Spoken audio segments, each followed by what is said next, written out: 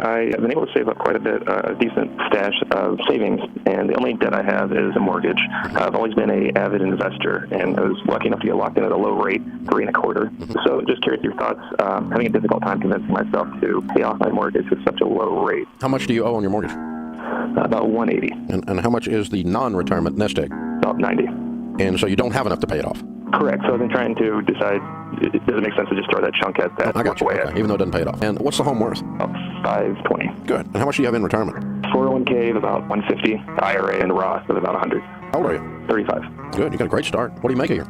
I was only $140. Oh, you're in great shape. You're doing great, man. Okay. Well, here's what we teach, and then more importantly, why we teach it. What we teach is a thing called the baby steps, where you're debt-free, everything but the house, and have an emergency fund. That's 1, 2, and 3. You've done that.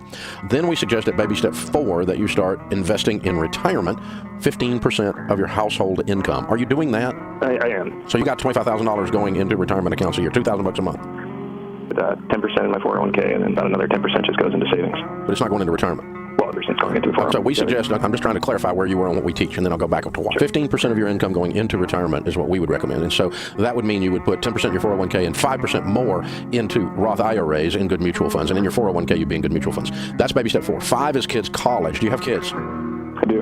And you need to save for their college, right? Is there something independent of what we've talked about that's covering that I don't know about?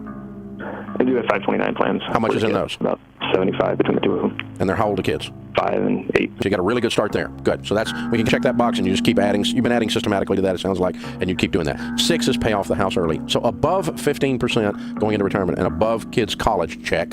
We would say throw everything at the house, which is the $90,000 that's in discussion here, unless you don't have an emergency fund. If you don't, we'd use some of the $90,000 for that and throw the rest at the mortgage.